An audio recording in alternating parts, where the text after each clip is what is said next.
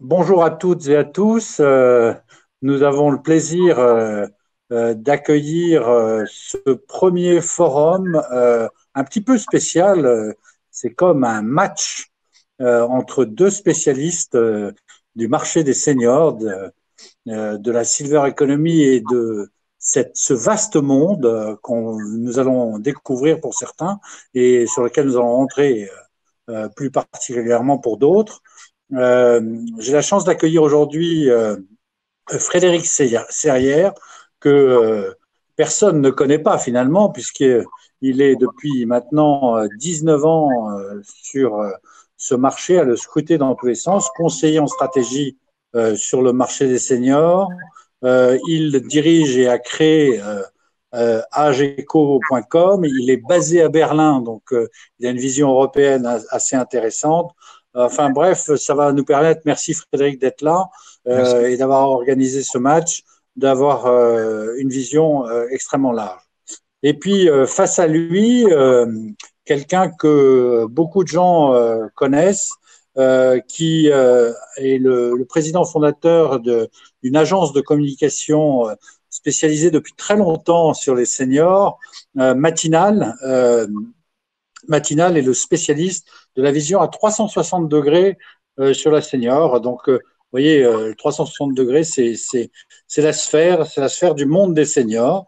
Il a un positionnement évidemment sur le marketing stratégique, mais il va aussi, avec son agence, mettre en œuvre des campagnes de communication très ciblées sur ce marché ô combien difficile. Merci à tous les deux. On va commencer par une question un petit peu facile, je dirais, mais vous allez voir que c'est pas aussi inné que ça. Frédéric, j'aurais voulu comprendre euh, pour toi comment, à quel âge on est senior. On est dans les deux sens du terme naître. Voilà, à ton avis. Moi, cette année, les seniors, ils ont 52 ans et plus. L'année prochaine, ils auront 53 ans et plus. Et après, ils auront 54 ans et plus. Vous avez compris, j'ai 51 ans. Plus sérieusement, le marketing des seniors parle des plus de 50 ans. Moi, je parle généralement des plus de 55 ans pour définir les seniors, ce qui va inclure des seniors en activité, des seniors à la retraite autonome, puis des seniors, on va dire, plus fragilisés et voire dépendants. D'accord. Et donc, tu fais quand même une distinction avec la silver economy ou c'est la même chose? Alors, avant que la Silver Economy est apparue en 2013, on parlait du marché des seniors. Avec Benoît, je pense qu'on est d'accord. Puis on parlait aussi du grand âge. Et il y a la Silver Economy qui est arrivée, le concept en 2013. Je trouve que la Silver Economy, c'est pratiquement une copie conforme de ce qu'on appelle le grand âge. C'est-à-dire qu'en fait, on a la Silver Economy, on va dire, c'est les produits spécifiques pour les seniors. Euh, et des produits pour les plus de 75 ans. Donc, quand on suit une conférence sur la Silver Economy, c'est maintien à domicile, établissement pour personnes âgées, aménagement de la salle de bain, etc., etc. Donc, bref, pour des personnes fragilisées.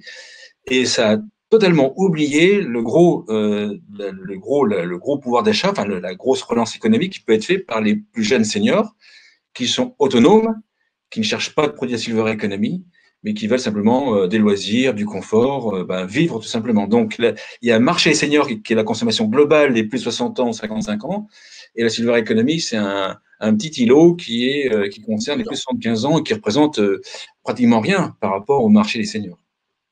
Ok, ben, mais merci. On voit déjà que c'est très large. Alors, Benoît, est-ce que tu partages cette même analyse par rapport à ce marché ou est-ce que tu vois modulo quelques différences? Alors, non, je partage l'analyse de Frédéric, malheureusement, mais je vais apporter quelques compliments. C'est effectivement ceux qui sont au sein de la Silver Economy, là, les plus de 75 ans, il ne faut pas oublier, c'est des générations qui, eux, ont recopié le modèle de leurs parents. Et donc, ils acceptent finalement de subir cette avancée en âge, de subir toutes les contrariétés liées au vieillissement, les désagréments. Enfin, Et donc, ils ne changent rien, tout va bien, on ne dépense pas d'argent, on ne fait rien pour arranger sa vie au quotidien. Enfin, ils ne se projettent pas au-delà parce qu'il faut faire comme ses parents, on accepte de vieillir comme ses parents. Dans des sociétés où il n'y avait pas de solution, où on ne consommait peu ou pas. La génération qui suit, il ne faut pas l'oublier, indépendamment du fait que ce soit une société, qu'ils aient appartenu à la société de consommation, ils ont surtout appartenu à la société de contestation. Et la première chose qu'ils aient constatée, c'est le modèle de leurs parents. Ils ont rejeté le modèle de société de leurs parents. Ils ont voulu faire une société à leur image, plus ouverte, plus libertaire, plus agréable, plus confortable. Et donc aujourd'hui, ils subissent bien entendu le poids de l'âge, parce que ça, malheureusement, il n'y a pas de recette miracle. Mais justement, par exemple, ils adoptent des recettes avec tous les produits anti-âge, hein, parce qu'ils ne veulent pas, pour un certain nombre, subir les effets du vieillissement sur leur peau, sur leur look, et ainsi de suite. Il n'y a qu'à voir dans les salles de sport, on en trouve tout plein et qui vont se muscler parce qu'ils ne veulent surtout pas avoir les dessous des bras qui pendent ou je ne sais trop quoi. Enfin voilà, il y a une vraie remise en cause. Et le gros du marché aussi, alors tout d'abord, et eux, ils regardent plutôt leurs enfants. C'est-à-dire que le modèle, c'est leurs enfants. C'est qu'est-ce que je peux faire pour ressembler à mes enfants et rester jeune. Et donc, rester jeune, c'est acquérir des équipements qui sont consommés par les enfants. Et on l'a vu très, très fortement, il y a déjà plusieurs années de ça. Quand l'iPhone, par exemple, est sorti, ou l'iPad est sorti, les premiers à adopter ces appareils-là qui coûtaient assez cher, la communication montrait très clairement, on s'adresse aux jeunes, les 20-30 ans auxquels on dédie ces produits très innovants, très techno, très futuristes. Mais ceux qui les ont achetés réellement, c'était les baby-boomers. Parce que eux, d'emblée, c'était un bon moyen de se dire « j'ai 25 ans ». Rien que la possession du produit. Et il ne faut pas oublier que pour les boomers, ce qui est à nouveau la société de consommation, on existe par l'avoir, pas par l'être, par l'avoir. Donc si j'ai quelque chose qui me caractérise dans ma génération, j'appartiens à cette génération. Et donc, c'est extrêmement important de posséder. Donc, c'est pour ça que pour plein d'entreprises et pour plein de marketeurs, c'est beaucoup plus judicieux de se poser la question comment est-ce que je vais draguer ces baby-boomers qui, eux, ont cette envie de consommer, ont cet appétit de consommer. Et puis après, je pourrais adapter le produit pour les plus âgés parce que ça peut convenir pour X raisons. Et éventuellement, les plus jeunes vont copier sans se poser de questions parce qu'ils vivent avec, ils font des tas d'activités ensemble. Donc, c'est là où il y a une incompréhension, à mon avis, de la part de beaucoup de marketeurs de ce qu'est réellement un senior. Et donc, c'est intéressant de parler des seniors, comme le dit très bien Frédéric, avec le marché des seniors, parce que la réalité du marché, elle est là. La silver economy, c'est un marché de médico-social, donc très dépendant de l'État. Si je comprends bien, c'est que, en fait, ce que vous dites tous les deux, c'est très intéressant parce que, en fait, on parle de la silver economy et là, vous positionnez la silver economy effectivement sur le haut du panier, mais effectivement, il y a ce grand marché des seniors et j'entends poindre que ce soit Frédéric ou toi, Benoît, qui est vraiment des spécialistes, aussi de dire finalement c'est multisegmenté ce marché des seniors. Frédéric, finalement il y a combien de il y a combien de segments ou de sous-segments, si on peut caractériser ça comme ça? Est-ce qu'il y a vraiment des lignes de fracture importantes? Tu parlais de ton parrain, de tes parents, etc. On a tous des exemples, mais il y a des conservatismes différents. Benoît disait très justement, avec un crochet du gauche, on est passé de la consommation à la contestation. Ça, c'est des vrais. Mais que dit le stratège, Frédéric? Alors, le stratège, il dit qu'il n'y a pas, effectivement, il n'y a pas un marché senior. Et même nous, il y a 20 ans, quand on avait créé le marché sur.com, on s'était planté. C'était pas, on aurait dû marquer les marchés seniors. Ensuite, moi, ma vision, c'est que lorsqu'on explique en conférence comme ça, entre guillemets, j'allais dire pour se faire plaisir et faire comprendre à tout le monde de quoi il s'agit, on va faire des segmentations sur l'âge, sur les générations, on va faire baby boomer, senior, etc. Bon, bref, plus âgés, etc. En mettant des valeurs, compagnie. Mais dans les faits, à mon avis, il n'y a quand même pas grand monde d'entreprises qui utilisent ce type de segmentation toute faite. Je pense qu'en fait, il y a autant de marchés que l'entreprise. Et en fait, l'entreprise va trouver un client. Moi comment j'aborde? C'est qu'en fait, on a une résidence service senior à Berlin. Et bon, c'est un peu particulier. C'est qu'en fait, comme nous, on habitait en haut de la résidence et je voulais pas. Enfin, je voulais croiser des gens que j'aime bien dans l'ascenseur et pas des gens à problème. On a défini le profil psychologique, moi j'appelle ça l'avatar, mais le persona du résident qu'on voulait, avec l'âge, les revenus, mais aussi les valeurs, les croyances, etc. Donc il n'y a que des gentils dans la résidence, c'est ça l'idée.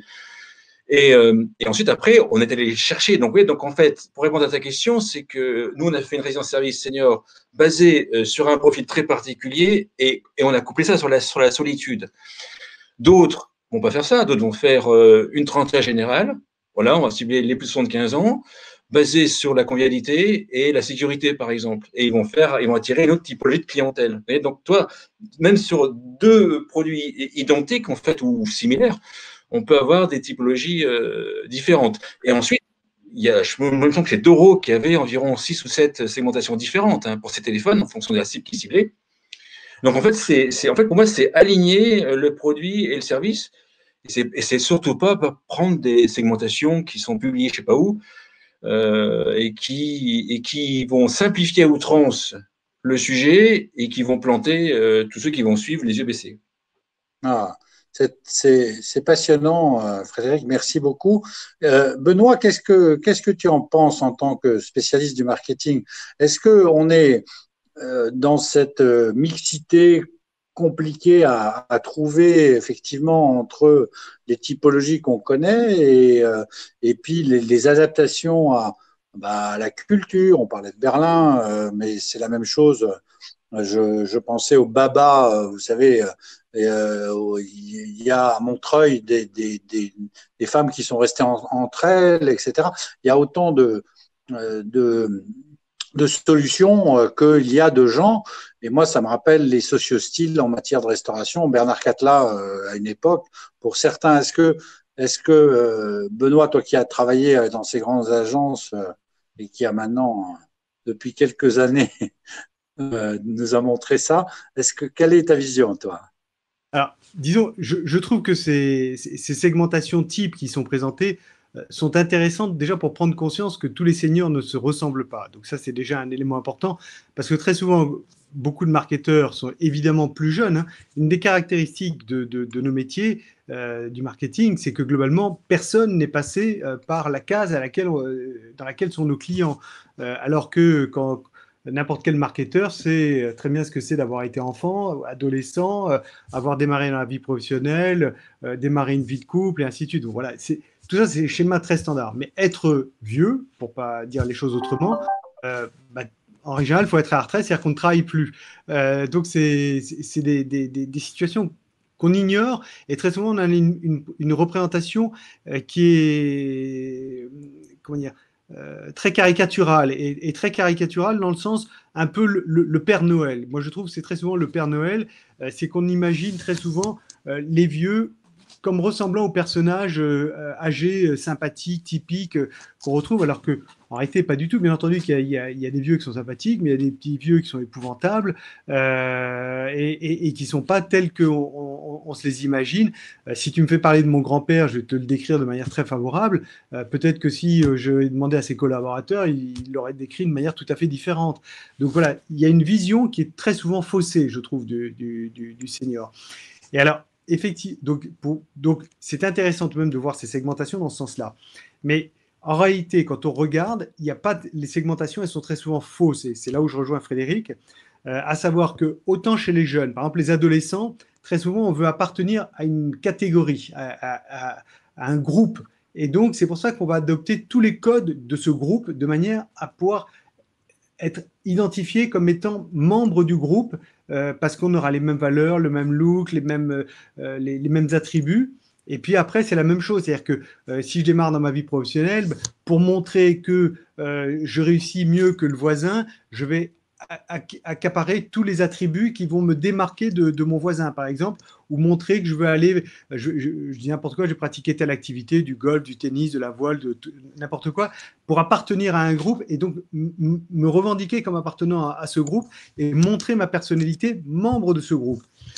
mais le fait est que quand on avance en âge, on se rend compte que c'est ce qui fait le sel de la vie, c'est l'expérience de la vie, et qui fait que même si je suis, par exemple, golfeur, parce que j'ai cité ce truc-là, si je suis golfeur, tous les autres golfeurs du golf, ils ont tous eu des parcours forcément très différents. Et qu'arrivé à 60 ans, j'en ai plus rien à faire de dire je suis golfeur ou je sais pas quoi. Je veux juste montrer que je suis tel que je suis, avec mes qualités, mes défauts, mais surtout ma personnalité. Et donc c'est pour ça que vouloir les rentrer dans des segments, c'est très compliqué et souvent artificiel. Et c'est pour ça qu'il faut faire le travail inverse, c'est quelles sont les valeurs que je veux mettre en avant, quels sont les usages que je veux promouvoir, et à partir de ce moment-là, il y en a un certain nombre qui vont s'identifier. Mais très souvent, c'est parce que ça manque de sel dans ces stratégies marketing qui font un flop. Parce que c'est ce que dit Frédéric, quand tu dis je veux m'adresser à une catégorie de population âgée, mais sans donner suffisamment de points d'accroche, ça marche pas parce que eux, en plus, qui connaît mieux le marketing que les seniors? Ça fait 40 ans qu'on leur a tout fait en marketing. Hein. Donc, ça nécessite. Comment on attaque ce marché des seniors, Frédéric? Parce que si je comprends bien ce que vous dites tous les deux, parce que vous êtes en train de dire, ouais, c'est quelque chose de compliqué. Un, deux, il y a des segmentations, elles existent par CSP, certes, mais surtout par âge, mais aussi par culture, par religion.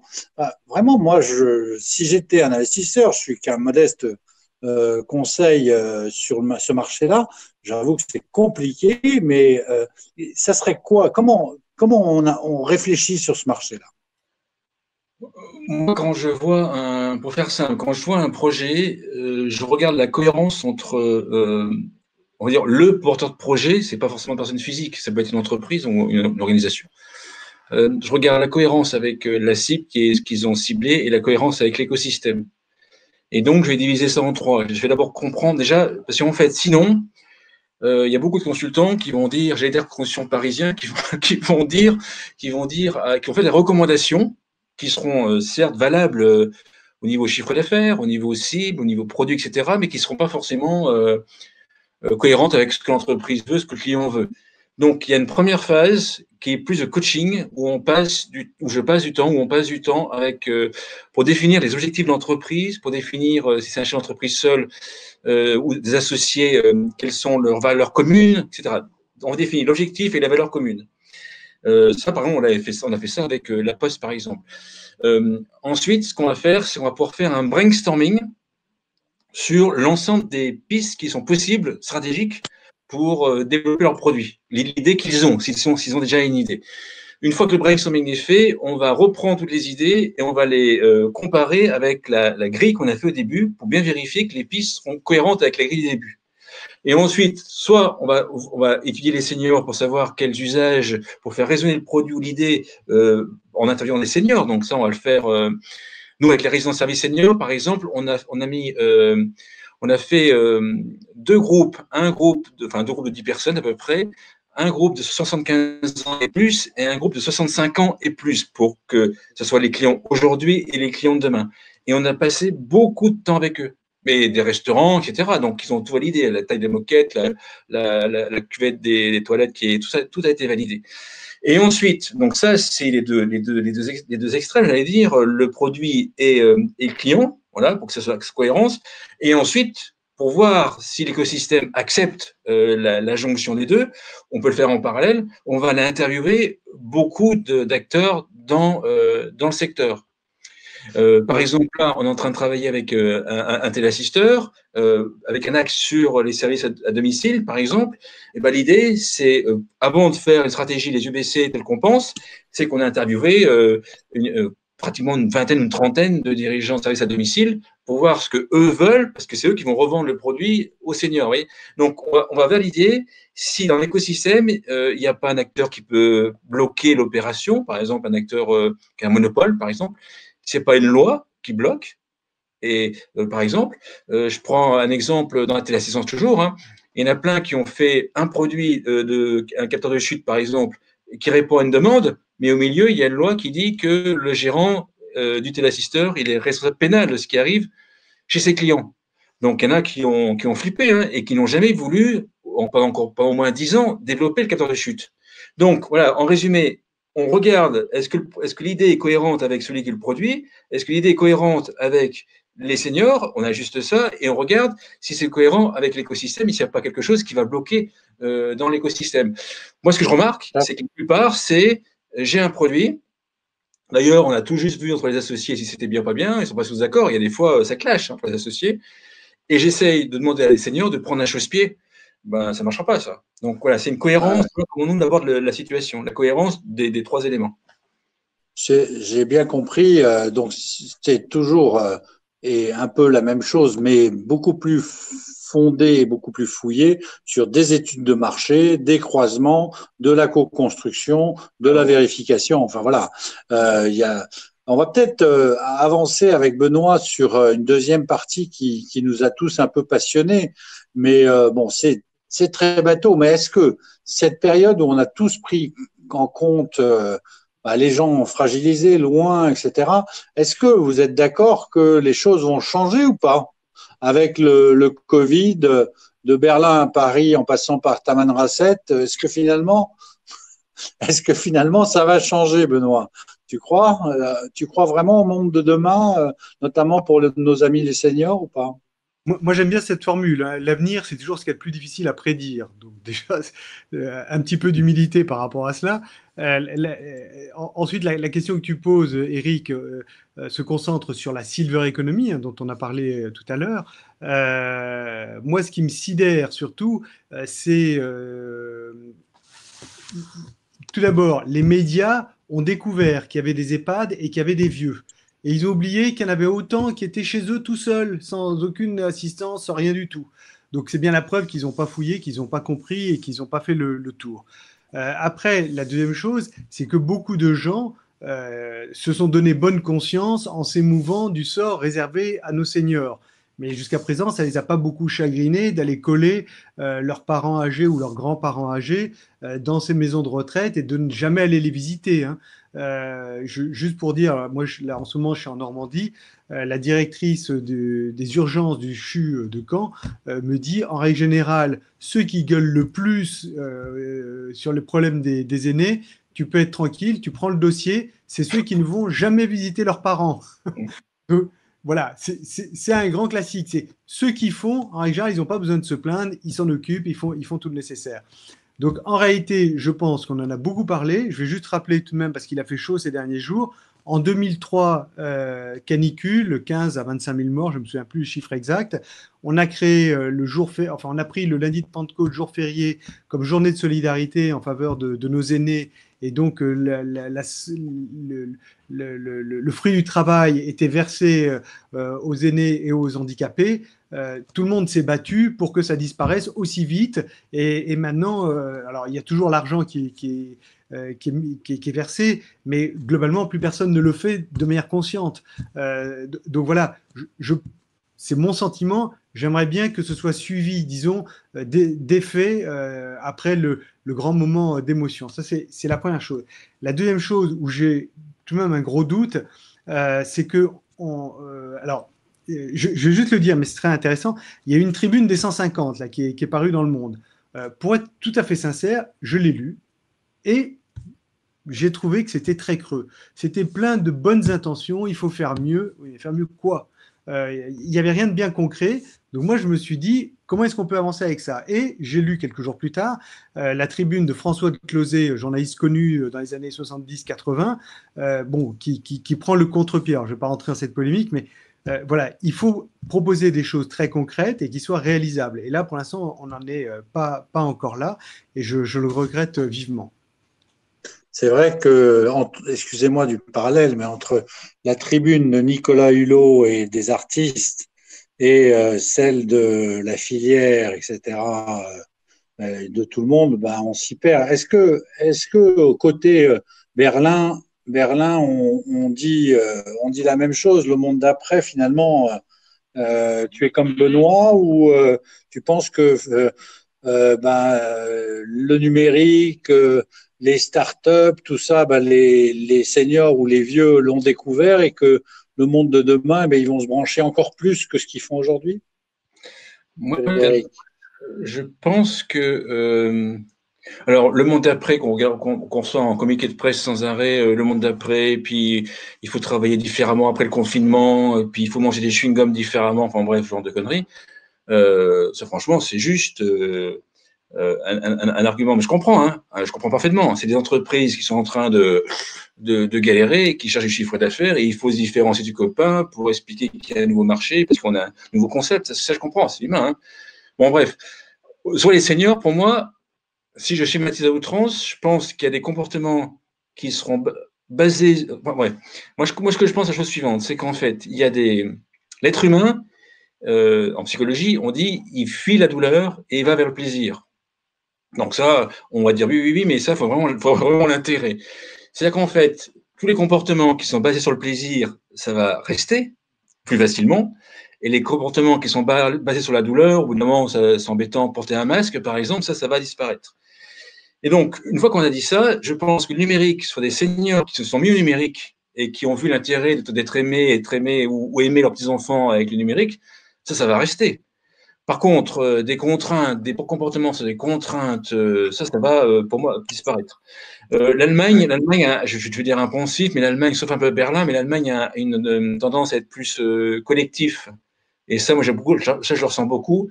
Et donc, les seniors, je trouve, sont mieux respectés qu'en France. Mais ça, c'est mon avis. Sur et donc, la problématique, ou disons l'émergence du numérique ou des seniors connectés sur lequel on se posait plein de questions, vous pensez qu'en 3 mois, ils ont tout réglé, des connexions Wi-Fi, des achats sur Internet, par exemple, ils se sont mis au drive, par exemple. Tout à fait. Beaucoup de baby-boomers se sont mis au drive. Oui, parce que plus qu'avant. Comme ils sont très informés, c'est sans aucun doute ceux qui ont voulu très rapidement en savoir le plus possible sur le Covid. Et pour faire court, plus on avance en âge, plus on a une probabilité d'être malade et éventuellement d'y rester. Donc ça, ils l'ont très bien intégré. Et moralité, ils ont découvert le drive. Donc, donc la commande par Internet et puis le fait d'aller chercher. Mais c'est doublement intéressant. Je pense que le drive va rester, mais il ne faut pas oublier, je fais ma commande sur Internet, c'est le côté à distance, mais par contre, je vais le chercher. C'est-à-dire que le point de vente physique, il existe, il ne disparaît pas. Ce n'est pas la même chose que de se faire livrer chez soi. Et là, ça n'a pas décollé autant que ça. Donc, attendons de voir sur la livraison à domicile d'acteurs inconnus. C'est pas la même chose que de prendre Carrefour, Leclerc ou Intermarché auprès duquel j'avais l'habitude d'aller en voiture auparavant. Et là, pour me prémunir, j'ai pris Internet, j'ai commandé, j'allais chercher à l'arrière du grand magasin et puis je rentrais chez moi. C'est une zone de confiance, un périmètre que je maîtrise parfaitement. Et si par hasard il y avait un problème quelconque dans le paiement, dans la livraison, dans les produits que j'ai retenus, ben je rappelle l'hypermarché et je lui signale et donc le problème va être résolu. Alors qu'une boîte qui est à distance, que je ne connais pas, qui est basée à Dublin, à Hong Kong ou je ne sais pas où, voilà, on n'en est pas encore là. Donc ça, c'est la première chose. La deuxième chose, moi j'ai trouvé, entre guillemets, très significative, c'est Orange qui a payé des spots de publicité où ils enregistraient la famille, donc les petits-enfants ou les enfants, qui faisaient passer un message à Pépé et Mémé qui n'avaient pas Internet. Voilà. C'était la réalité aussi. Donc, donc attention à ça. Il y en a qui ont Internet, il y en a qui ont fait des efforts pour l'utiliser davantage, bien entendu, mais il y en a aussi toute une catégorie qui n'y va pas. Et moi, à titre d'exemple, mais hier, j'étais avec une dame, elle a 58 ans, donc c'est toute jeune senior, c'était pour le CESU.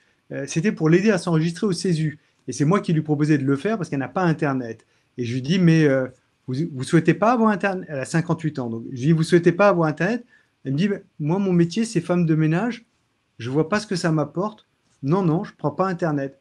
Donc, c'est juste, c'est une réalité. C'est que voilà, c'est toujours ce qu'on dit avec Frédéric. Par exemple, quel est l'usage? Elle n'en voit pas l'usage. Ça va lui servir. Pour faire le ménage chez les gens, ça ne va pas l'aider. Oui, c'est 40 € par mois. Donc, par contre, si on va plus loin, si on est un acteur de la silver economy et que l'on pense que son marché, son chiffre d'affaires va progresser parce qu'il y a eu un zoom sur les seniors, je parle en général, un zoom sur les plus âgés, et puis qu'il y a un cinquième risque qui pourrait venir. Qui est en réflexion, peut-être arriver un jour. Si on corrèle la hausse du chiffre d'affaires à tout ça, à mon avis, il y en a qui vont se relever mal. En fait, non, il y a une démographie, il y a des revenus qui sont stables, il n'y a pas de revenus qui vont exploser chez les seniors, il y a des usages peut-être qui vont changer, mais ça ne veut pas dire que la silver economy va progresser dans les 2-3 prochains mois ou prochaines années à cause de ça. Ouais. C'est la vague des baby boomers qui fera progresser la silver economy à fond, mais pas à une réflexion, quoi. Ce qui est très intéressant dans ce que vous dites, c'est que c'est en fait, si j'ai bien compris, c'est plus une évolution ou la continuation, l'accélération d'une évolution qu'une vraie révolution, notamment sur notre marché des seniors, parce que tout ne se fait pas en 2 mois, notamment à cet âge-là. Alors, ce qui m'intéresse aussi, c'est effectivement on dit que les Français ont mis 60 milliards d'euros de côté, ils ont l'habitude de thésauriser. Dans les 60 milliards, on sait que les seniors représentent, disons, 50% de ce patrimoine. Donc, ça veut dire qu'ils ont mis beaucoup, beaucoup d'argent de côté. Est-ce que vous pensez que pour des entreprises comme les nôtres, ou les vôtres, ou les entreprises que vous conseillez, c'est une opportunité importante et comment arriver à déclencher l'acte d'achat? Alors, Frédéric. C'est quoi cette histoire? Non, je vais laisser la place à Benoît. Vas-y, Frédéric, vas-y, je te laisse. Non, je laisse la place à Benoît. Alors, tout d'abord, admettons qu'il y ait 30 milliards de disponibles. Moi, je pense qu'il va y avoir des tas de comportements différents. Tout d'abord, parce que il y a les gens qui disent on va rentrer dans une crise économique et sociale très forte. Il ne faut pas oublier que ces dernières années, on était déjà dans une crise économique et sociale, moins forte sans aucun doute, mais qui on a voulu taper en premier, c'était les retraités. Hausse de la CSG, disparition des exonérations sur les services à la personne, tout un certain nombre de choses où ils ont, qui se sont dit on est ciblé, on a même gelé le point des retraites, tout un certain nombre de choses qui leur font prendre conscience que finalement ils sont un peu dans la cible des pouvoirs publics quand on cherche de l'argent. Donc sans aucun doute que pour un certain nombre, le premier réflexe ça va être de se dire j'ai réussi à économiser, comme je ne sais pas trop ce que vont devenir mes retraites avec la situation économique. Voilà, mais pas tous. Un certain nombre vont se dire, je thésaurise, je le garde, et on verra bien de quoi. Et puis peut-être pour mes enfants, voire mes petits-enfants, je suis plus dubitatif sur ce genre de sujet, mais admettons.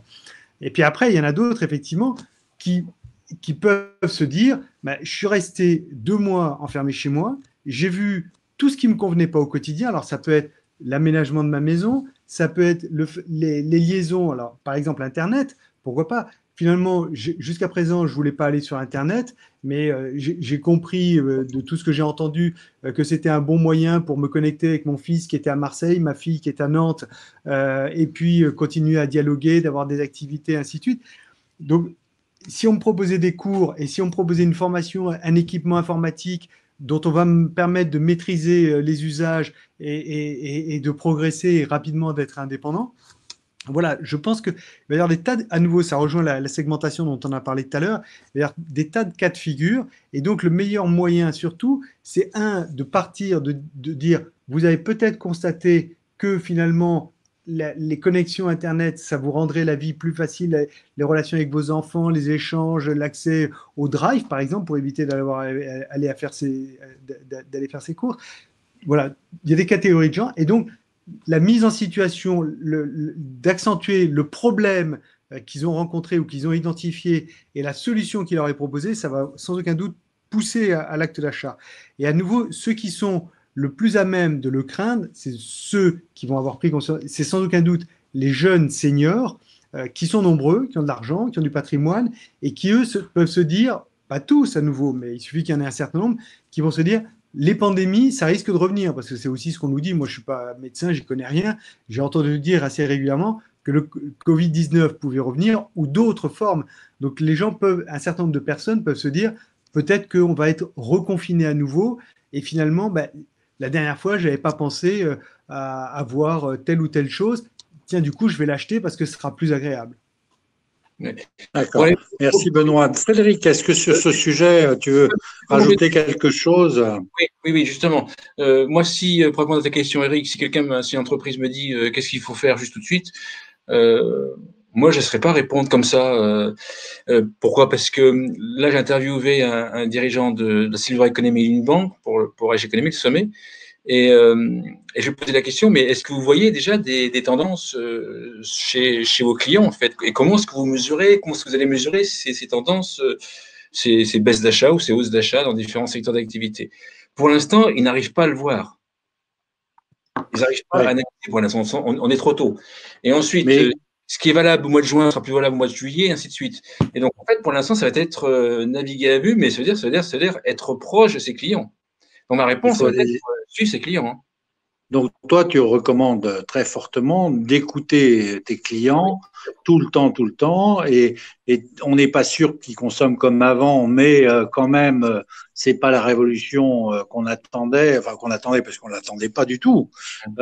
Et est-ce qu'il y a éventuellement des opportunités que toi tu vois, ou même si tes clients les voient pas, toi tu as un cerveau qui est fait pour réfléchir plus que les autres. Si tu me permets, vous êtes des stratèges, ça se voit. C'est pour ça il est tellement. Voilà. Et oui, alors moi, par exemple, il y a un truc. Ce qui m'intéresse, c'est compris, c'est notamment l'habitat senior. Et je voulais essayer de comprendre, est-ce qu'il y aura plus ou moins de résidences-services seniors? Est-ce que par exemple, les couples qui ont une assez grande maison avec un jardin qui commençait à être trop dur à entretenir, est-ce qu'ils allaient larguer leur maison pour aller en résidence-service senior? Quand tu les interroges, certains se disent, ouh là là, j'ai pris conscience de l'intérêt du jardin. Ouais. Mais à l'inverse, la personne âgée qui était dans le même cas de figure, mais qui était seule, elle se dit, bon Dieu, ma solitude que j'ai vécue là, toute seule là, j'aurais été mieux dans une résidence service senior ou dans un logement, on va dire, collectif. Tu vois. Donc, ce qui veut dire qu'en fait, à mon avis, il peut y avoir un marché, par exemple, qui m'a fait dire, ben voilà, si les gens restent plus longtemps chez eux, si le jardin est très important, il va falloir aider les seniors à faire un jardin de manière plus facile. Donc, ça peut être des services avec des jardiniers, ça peut être je sais pas, des bêches semi-électriques qui à mon père là, qui va aider mon père à faire le jardin. Mais voilà, donc il y a un exemple de oui, c'est pas forcément adapter le logement, ça va être continuer à vivre dans le logement. C'est ça continuer à vivre depuis chez soi, pas forcément comme but d'être. C'est pas le maintien à domicile, je veux dire. Hein, c'est permettre que ma maison devienne un hub. C'est en fait, voilà, c'est ça, un hub dans lequel je vais pouvoir faire plein de choses autour. Mais ça veut dire qu'en fait, le jardin doit être entretenu, c'est-à-dire que la maison doit être entretenue, et ainsi de suite, ainsi de suite. Et pas forcément en payant des prestataires extérieurs. Donc là, à mon avis, il y a un champ à creuser. Mais l'encouragement au collectif type résidence service senior, notamment, ne vous apparaît pas, Benoît ou Frédéric, comme la panacée pour demain, parce que finalement, être dans son propre appartement, avec un jardin entretenu, mais pouvant en descendre au jardin, faisant des activités, trouvant des gens, etc. Finalement, on pourrait penser que c'est une des meilleures manières. Sauf qu'on est malheureux d'avoir quitté sa maison, et ça, on le sait. Mais c'est sécuritaire. Quand on n'est pas sorti de son appartement, quand on est en résidence, moi j'ai une marraine qui a 82 ans, qui est en résidence autonomie à Nancy. Elle n'est pas sortie de son logement depuis 2 mois. Pas sortie de son logement, même pas, dans le couloir. Alors je peux garantir qu'elle maintenant, elle regrette, c'était lui, elle préférait pas être dans sa maison à genoux en train de ramper, et pouvoir sortir en train de ramper plutôt que d'être coincé pendant 2 mois et puis s'atrophier musculairement, voir personne. Bon, bref, c'est une catastrophe, quoi. Ouais. Nous, à Berlin, il y a 2 entrées dans la résidence. Il y a une entrée qui sert à sortir et une autre entrée qui sert à rentrer. On a eu la chance à Berlin qu'il n'y ait pas eu de confinement, comme en France. Mais lorsque tu es coincé, puis qu'on voit faire de la gym là, par la fenêtre, au bout d'un moment, 8h, 9h, 10h, au bout d'un moment, j'en ai marre de faire de la gym. Hein. Je veux aussi voir les gens. Là, ils ont compris ce que c'était qu'enfermé dans une résidence service senior. Hein. Ouais. Enfin, moi, j'en ai vu, mais ça dépend des procédures qu'ils ont mis en place. et je pense que Benoît pourra réagir aussi. Moi, j'ai vu selon les résidences, selon les groupes, des possibilités de sortir aussi. Hein, c'est qu'il y a des gens qui avaient plus peur que d'autres et des groupes qui avaient plus peur que d'autres. Donc c'est très compliqué. Mais bon, voilà. Benoît, est-ce que tu veux rajouter quelque chose sur cette partie de post-confinement ou de confinement et d'opportunités? Moi, je voudrais rajouter deux choses, enfin, ou trois choses. La première, effectivement, à nouveau, tout ce qu'on vient de dire, ça caractérise le fait qu'il y a une diversité de comportements seniors qui est extrêmement forte. Donc, ils ne rentrent pas tous dans les cases dans lesquelles on veut les faire rentrer. Ça, c'est évident. La deuxième chose par rapport au Covid, ce qui me paraît évident, c'est que, bien entendu, il va y avoir des bouleversements, mais lesquels, et par rapport à ce qu'a dit Frédéric, qui est tout à fait juste, c'est que il faut quelque part réapprendre. Le déconfinement, il a démarré le 11 mai, et quelque part, jour après jour, semaine après semaine, mois après mois, il va falloir voir les évolutions. Est-ce qu'il y a des comportements qui ont changé? Est-ce qu'on peut l'impacter? Mais le prédire, le dire aujourd'hui, je reviens à ce que j'ai dit tout à l'heure, à l'avenir, ce qui est plus difficile à prédire.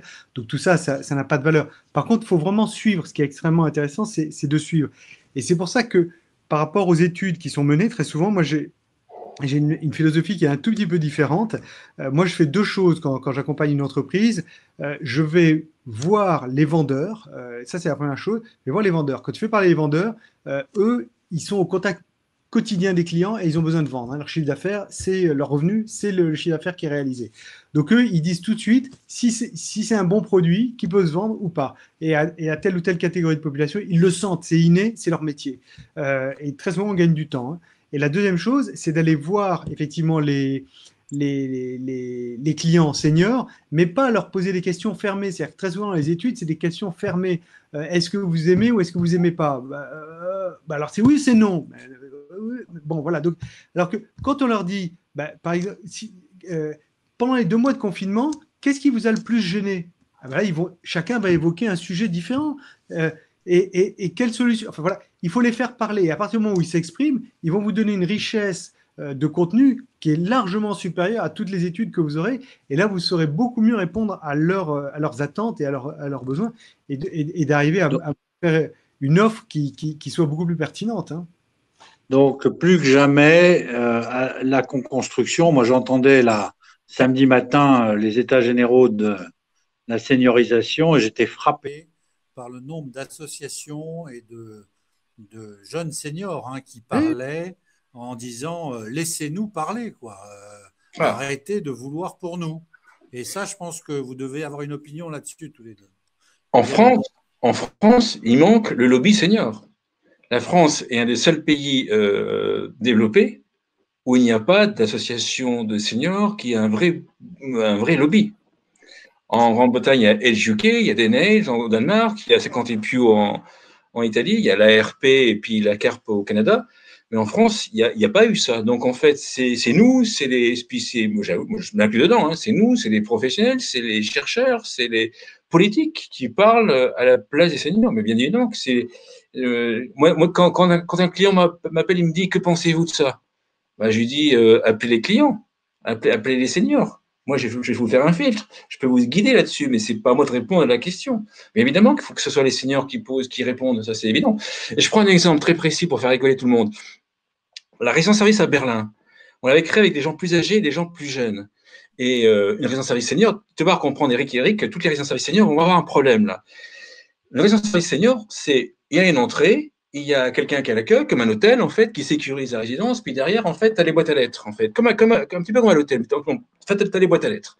C'est-à-dire qu'en fait, c'est pas le facteur qui met le courrier dans les boîtes à lettres, c'est le salarié. Et au bout d'un moment, tu as des baby-boomers, bon, c'est Berlin, qui sont venus me voir, et puis ils m'ont dit, mais attendez, Frédéric, il y a un problème dans ta résidence.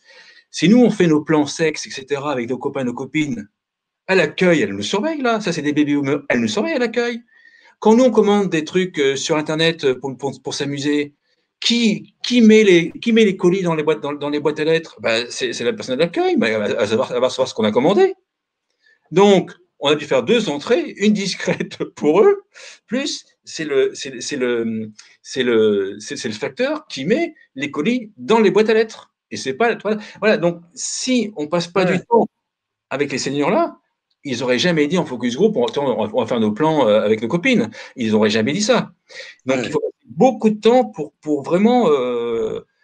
et puis qu'ils aient confiance à nous parler. Sans ça, bon, on loupe à la moitié des choses. On n'aurait fait qu'une seule entrée et on se serait vautré dans 10 ans. Ça aurait été dommage, non? Ah bah oui. Une fois que tu as dit ça, tu verras que tous les projets de résidence service senior qui sont en cours, tu vois que c'est la salariée qui met les courriers dans les boîtes aux lettres et c'est quelqu'un qui se réveille, qui flique. Ben, ça marche sur les plus âgés qui veulent être rassurés quand tu parles de différence, mais l'intimité, la liberté des baby boomers, moi, ça va pas du tout. Là, il y a un problème. Ah, ouais. Non, mais sur Internet, c'est la même chose. J'avais la même chose, vous le savez certainement, vous les marketeurs. Moi, sur ma plateforme, j'avais appris que 30% des seniors regardaient des films adultes sur Internet. Bon, bah voilà. Et c'est vrai qu'avant de le savoir, bah, c'est des seniors qui l'ont avoué effectivement dans des focus group, mais avoué comme ça, ils sont plus libres que nous finalement là-dessus. Bien, Benoît, là-dessus, pas sur les colis dans les boîtes aux lettres, mais sur l'acte, sur comment déclencher les actes d'achat. Est-ce que tu as une idée particulière pour arriver à débloquer ces 50 ou 60 milliards qu'on aimerait bien aller chercher, quoi? Il y tient sa question, hein. Bon courage, vas-y. Je ne sais pas si j'ai la réponse, je ne crois pas d'ailleurs avoir la réponse pour les 50 à 60 milliards. Mais à nouveau, c'est en lien avec ce qu'on vient de dire précédemment. Il est vraiment extrêmement important d'écouter les seniors et de demander un petit peu ce qu'ils souhaitent. Moi, je vais donner un exemple. Pour beaucoup de mes clients, aujourd'hui, on fait ce qu'on appelle des campagnes de DRTV. DRTV, ça veut dire deux choses. Ça veut dire le drive to web, c'est utiliser la télévision pour créer du trafic sur Internet. Et DRTV, ça veut dire Direct Response TV. Donc, tu fais un spot télé et les gens vont répondre directement à ce spot télé. Ça peut être pour des services, des produits de toute nature, peu importe. Et bien entendu, dans tous les modèles qui sont proposés, la logique, c'est simplement d'emmener les gens vers un site Internet. Voilà. Et quand on regarde auprès des seniors, il faut avoir le site Internet, c'est extrêmement important. Maintenant, nous, on l'a testé avec et sans le site Internet et ainsi de suite. Mais il faut mettre un numéro de téléphone et parfois, il faut mettre une adresse postale. Alors, ça va paraître une surcharge pour les gens, mais c'est un bon moyen parce qu'en réalité, quand le senior est intéressé par l'offre commerciale que tu lui fais, il va vouloir, parce qu'en 30 secondes, tu vas juste pouvoir amorcer un intérêt, mais certainement pas faire la vente totale, à moins qu'il ait une maîtrise parfaite du tenant et des aboutissants du produit. Donc, il va vouloir se renseigner. Donc, le meilleur moyen de se renseigner, c'est il va d'abord aller sur Internet, peut-être. Et puis là, il va regarder les caractéristiques techniques et ainsi de suite. Et puis ensuite, il va se dire, bon, ok, mais j'ai pas trouvé la réponse à telle question que je me pose. Et donc là, il va basculer sur le téléphone, il va appeler, et puis là, il va se dire, il va poser sa question en disant, bah, écoutez, voilà, je me demandais, et là, la téléopératrice ou le téléopérateur va être à même de lui répondre, voire éventuellement de lui vendre à ce moment-là. Et il y a une confiance parce que certains ont peur, certains payent sur Internet, mais certains ont peur et faire effectivement aller payer par téléphone parce qu'ils estiment que le canal est plus sûr. Et puis, il y en a d'autres, ils vont préférer l'adresse postale parce que ça les rassure, c'est un truc physique, c'est un peu comme le drive dont je parlais tout à l'heure, c'est-à-dire que je connais le lieu où ça va se passer, c'est par exemple à Paris, à Grenoble, où vous voulez, mais c'est une adresse physique. Et donc, c'est important d'arriver à accompagner cette expérience utilisateur. Et très souvent, c'est ce qu'on ne fait pas. C'est-à-dire qu'on te dit juste, on te parle d'un produit ou d'un service, on ne t'aide pas du tout à l'acheter, on ne t'aide pas du tout à avoir l'information sur le produit. Il faut les guider, il faut aller jusqu'au bout de la démarche. Et quand tu vas jusqu'au bout de la démarche, je ne dis pas qu'on va récupérer les 30 milliards qu'auraient nos seniors, mais en tout cas, ça peut permettre à beaucoup d'entreprises de mieux vendre leurs produits ou leurs services. C'est très bien. Ça, voilà une méthodologie qui va aider sans doute pas mal de chefs d'entreprise ou de direction du marketing. Et je sens que trépigne déjà Frédéric derrière qui veut poser une question. Moi, non, je voulais dire que je ne pouvais rien rajouter à ce sujet parce que sur ce sujet-là, Benoît est le meilleur. Ah bah ça c'est merveilleux, c'est ces adversaires qui se respectent. Et ben on voit que ce sont c'est très complémentaire. Alors si vous êtes d'accord, on va peut-être passer à une dernière partie pas conclusive, parce que rien n'est conclusif. Et je vous conseille à vous, les auditeurs, de commencer à préparer vos questions, car on a la chance que Frédéric et Benoît, malgré des agendas très occupés, puissent répondre à vos questions. Ils sont là pour ça. Donc, ils répondront à vos questions en direct tout à l'heure. Donc, commencez à marquer vos questions. Moi, j'aimerais qu'on élargisse, puisque vous êtes en contact avec tout ce qui se fait, ce qui lit de bon sur la silver economy et sur les seniors. Est-ce qu'à l'étranger, on a des modèles d'adaptation à ces marchés de ce qu'on va appeler l'économie du vieillissement dans sa bonne acceptation, hein, qui sont meilleurs que la nôtre ou disons aussi bonnes, voire quand même plus proactives. Voilà, Frédéric, on va commencer par toi. En fait, il y a des pays qui sont en avance sur certains sujets. Le maintien à domicile, on va dire, ou même les établissements aux personnes âgées, on va dire que quand on développe par exemple tout ce qui est logiciel comme Domo Safety en Suisse, et logiciel d'actimétrie, mais vraiment très poussé, il y a la chute, mais il n'y a pas que la chute, il y a que les sociales, que les nutritions, etc. Et quand on lui pose la question depuis la Suisse, où est-ce qu'il se développe, parce qu'il ne peut pas se limiter à la Suisse, il se développe partout en Europe, mais il dit effectivement sur ces sujets-là, c'est le nord de l'Europe qui l'emporte. Mais ça dépend des sujets. Sur la téléassistance, c'est la Grande-Bretagne depuis belle lurette, parce qu'il y a eu des aides depuis très longtemps, etc. Et après, je pense que c'est des questions de taille de marché. C'est en fait dire que la France est en retard par rapport aux USA. Oui, mais on ne compare pas la France aux USA, on va comparer la France à l'Europe, déjà. Mais par contre, ce qu'on voit aux USA, c'est des entreprises comme Great Call, qui est un opérateur téléphonique sur les seniors, qui cartonne, qui a été d'ailleurs racheté. Ils ont pu se développer aussi fortement. Donc, c'est un gros Basile. En France, il y a Basile Télécom qui a voulu faire ça. Aux USA, ils ont pu faire ça parce que le marché, c'est un marché magnétique et avec un seul système de santé, un seul système de loi, etc. Donc, c'est beaucoup plus facile. Et ça, c'est la taille. Et ensuite, il y a l'ARP qui a poussé beaucoup. Donc, ça dépend des pays. Si on prend par exemple les capteurs de chute, là où ils s'en vendent le plus en Europe, c'est l'Espagne, par exemple. Mais c'est dû à un phénomène spécifique local que des acteurs de la banque ont voulu commercialiser les capteurs de chute. Donc, à chaque fois, il y a des spécificités, mais on n'est ni moins bon ni meilleur, à mon avis, que les autres, en règle générale. Donc, il y a des spécificités pays, mais il y a aussi des spécificités produits qui sont dues à des boîtes, des sociétés qui ont été innovantes à un moment. On ne peut pas dire le Japon, ils sont bons là-dessus parce qu'ils sont plus vieux, parce qu'ils mangent plus de poissons. Enfin, je dis des bêtises. Le Japon, c'est en relatif, parce qu'on dit le Japon, ils sont en avance, oui, mais ils sont en avance, mais la population est plus vieille, donc il faut voir par rapport à ce qu'ils en sont, et par rapport là où ils en sont, ils sont dans les choux, hein. Donc, ok, ils sont en avance, mais il faut voir le relatif, il ne faut pas voir l'absolu. Ils ont plus d'expérience. Benoît, là-dessus, toi qui vois des clients internationaux, comment ils le vivent?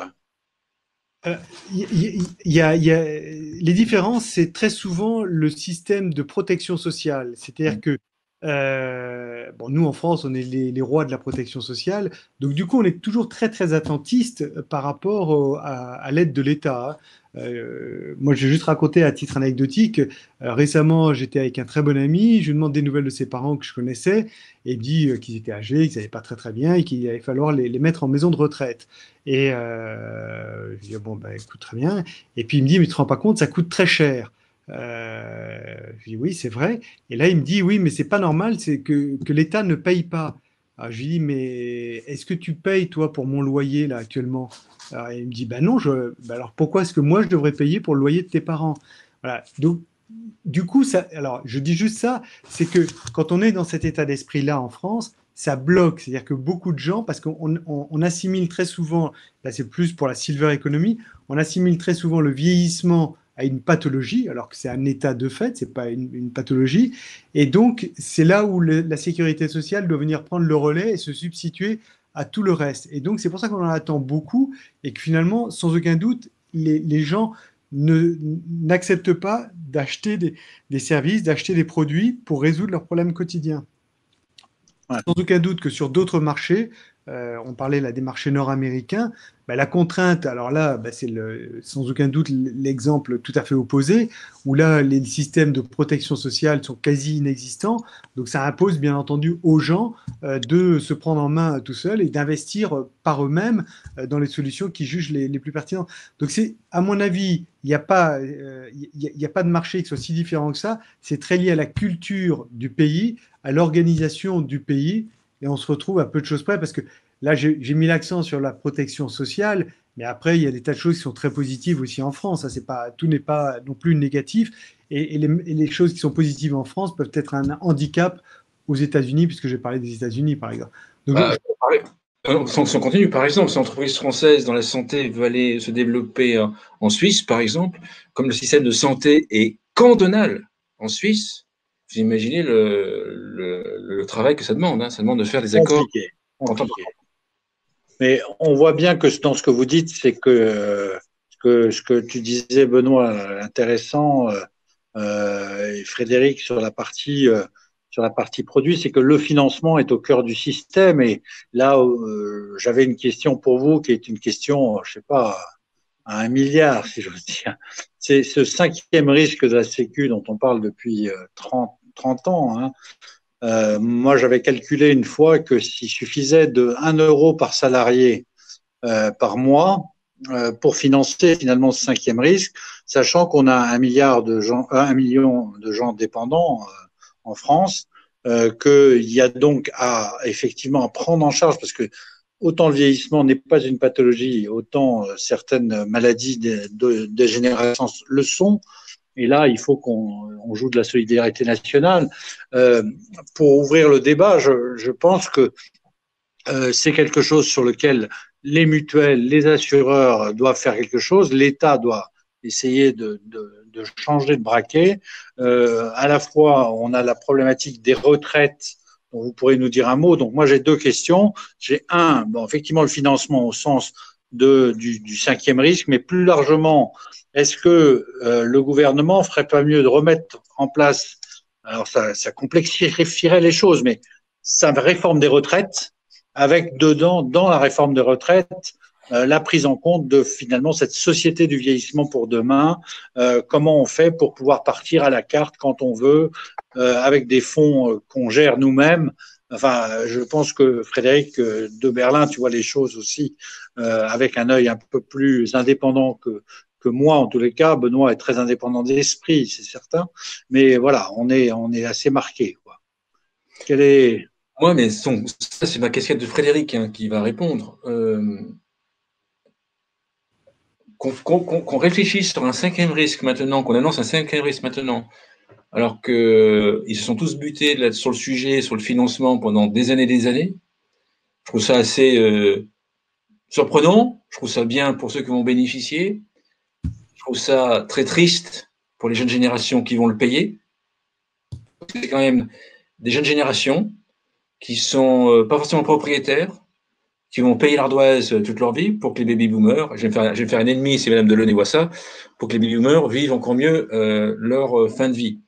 Je trouve ça assez injuste. Donc moi, je dirais, au niveau de mes valeurs, moi, je dirais que, OK, c'est un 5e risque, mais les baby-boomers doivent payer aussi une partie des 5e risques. Donc, c'est en fait, on doit faire des impôts sur les baby-boomers, en tout cas sur ceux qui le peuvent, de façon à ce qu'ils payent également ce que eux ils vont avoir. Parce que c'est pas en commençant à cotiser à 75 ans ça va changer quoi que ce soit sur le baby-boomer, il a tout eu, hein. Les 30 glorieuses, on a créé des écoles pour eux, le boulot, on a la retraite pour lui, il a des grosses retraites par rapport aux futurs qui vont arriver.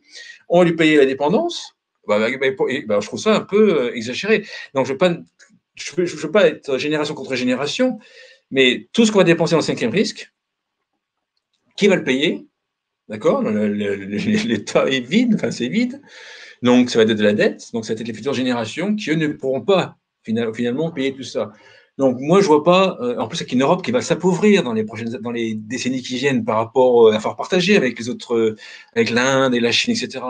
Donc, moi, je vois pas pourquoi un 5e risque. Moi, je veux bien un 5e risque, d'accord, mais il faut que les baby-boomers payent plus que les générations parce qu'ils ont plus bénéficié de l'économie ces dernières années. Et ça ne concerne que Frédéric Serrière, qui n'est pas consultant. Voilà, c'est mes valeurs.